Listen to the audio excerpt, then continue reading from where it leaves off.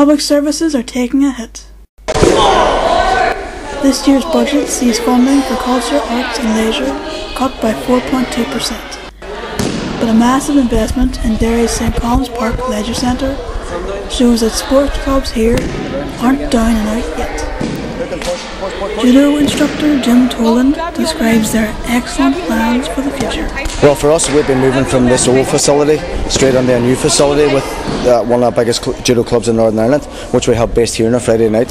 So it'll be great for us. It means a lot for the club. It means a lot of development programs that we've been doing now. We could boost them, bring on more members, bring on more coaches and do it in a bigger way and develop the talent ID that we have in a better and more prosperous environment. The Centre of Excellence, it's been a project that's been ongoing for about 10 years.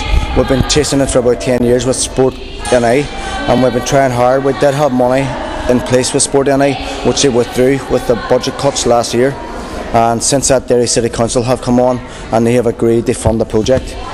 Reaction was ecstatic. I was delighted that Derry City Council came on board to actually support local people. Was it a surprise to see the council in your corner? It wasn't, because it's something that Derry City Council wanted to honour, which we realise that with all the cuts and so on, it's a big commitment. But City Council also have to upgrade a lot of their facilities, so they have to change some facilities anyway, and this centre will also be part of that. From what I understand, new pitches and so on, all leading off that. A swimming pool will be relocating down here, so it's a big thing for council, and it's a big change in what they're doing, and obviously Old Boltons are going to close down eventually.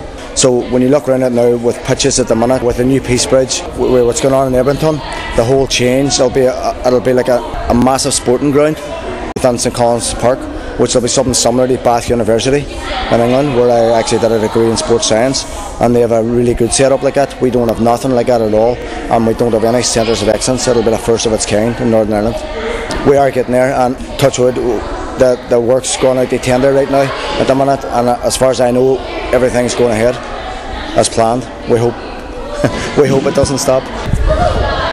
And Jeff Ash, Derry City Council's General Manager for Leisure Services, explains how these investments got started and why they won't throw in the towel.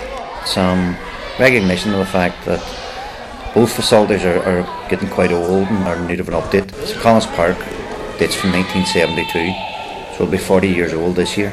Lisnagelvin was opened in 1980, so it's also 32 years old this year. Things have moved on a lot from what was expected as good standards. Council recognised this fact over a number of years and has been putting away some money every year. Now, Council is no different to me or you in so much as Council doesn't have a big source of money. Council has to find the money from different funding bodies. There's a lot of demands on Council's money, but what we've done over the past 2 to 3 years is we've put away some money that we've got out on a loan. So at the minute we've amassed somewhere around £12 million purely to look at upgrades within leisure. The St Colum's scheme in itself is about £9.5 million from memory. Some of that money hopefully will be coming from different sports bodies, Sports Northern Ireland.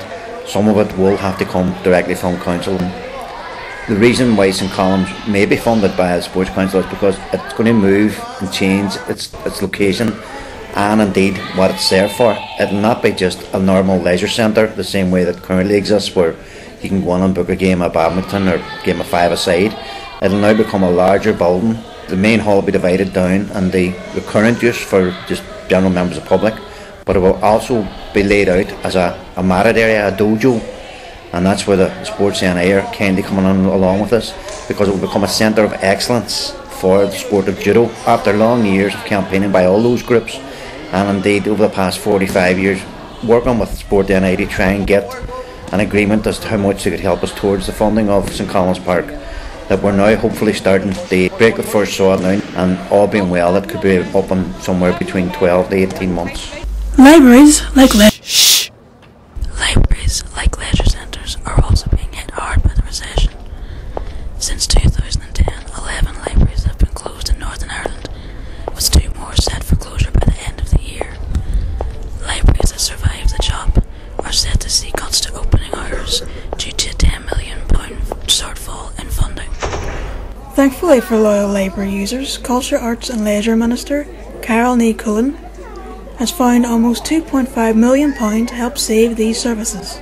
Coleraine Library seems to be the biggest beneficiary of the revised budget.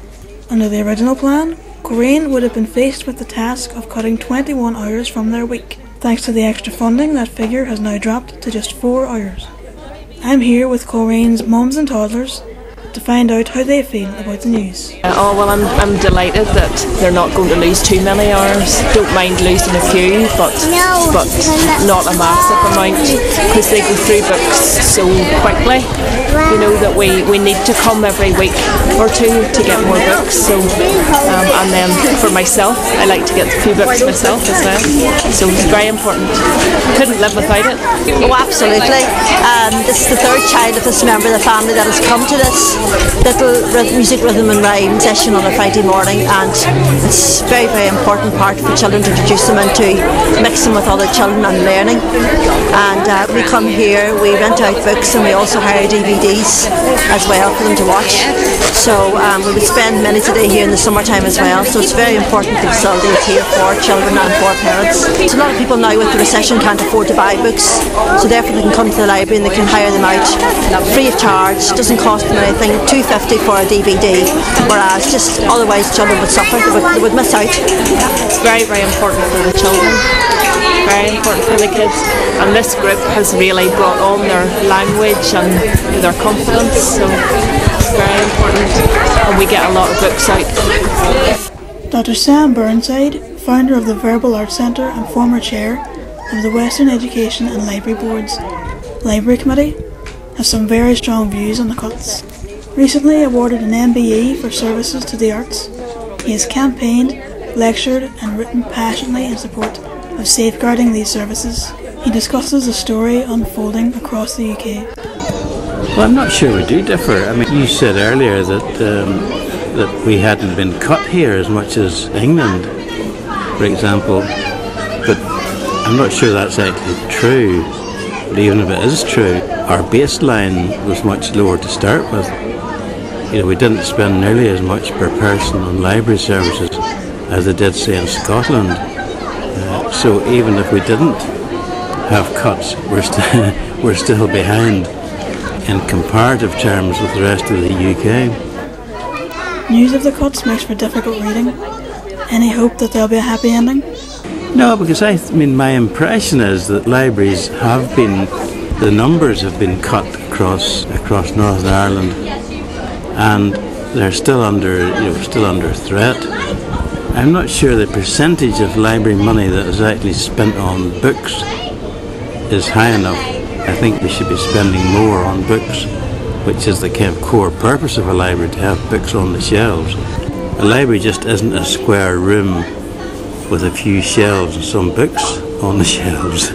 It's a place where people can meet, where people can read and write. In other words, they can engage in educational activities, adult education, community education, and that is such an important part of our heritage. I think it's up to the rest of us to raise our voices and to say why these things are important. I mean, that's the common argument used against funding for the arts. How can you compare listening to the Ulster Orchestra? How can you compare that to having your hip replaced in a hospital? It's a very hard decision. But I think we have to arrange ourselves in such a way that we do the best for both. Because libraries, you know, while hospitals and GPs look after the bodies of people, libraries look after the minds and the hearts of people. And that's a really important thing to pay attention to. Bringing attention to the cuts, Foyle MLA Mark Kate Sturkin reads his wish list of services he wants to save. Personally, I would love to see them all safeguarded. I know that's pretty idealistic, but I think the government has to look at areas where they're cutting expenditure by maybe £10,000, or stopping a community group getting a grant for £10,000 to give people a programme. They have to look then at the wider effect of that cut, because often through the use of community groups, for small investment from the government, they're able to actually save money in the long term by improving people's own self-esteem, their own physical well-being. And I think at these straitened times, whenever there is less money to go around, I think it's sad that these are the very programmes that government are cutting. It's a very short-sighted approach to things. Arts programmes have a role to play in empowering people, but then when someone holds that up against keeping someone in hospital, it's a tough call to make, because the benefits of the likes of an art project, they wouldn't have the same degree of efficacy as some other areas where you can say, we spent this and made this. You can't really identify that so easily in some areas. He has some fighting words for politicians here and in Westminster. Austerity measures, in my belief, will do nothing to revitalise the economy. They'll actually contract it further. It's a draconian approach, and it's also a daft approach. There's a lot of the parties here seem to think, because that's done in Westminster, we have to do it. And there are issues where we can't break parity with Westminster because we depend so financially upon them. But I believe there's not much point having a devolved assembly if we're not going to do our best to represent local people. It's little wonder that less people are voting and people are becoming switched off, and that's a sad thing, because the less people that participate, the worse it's going to get, unfortunately. So maybe it's time to fight.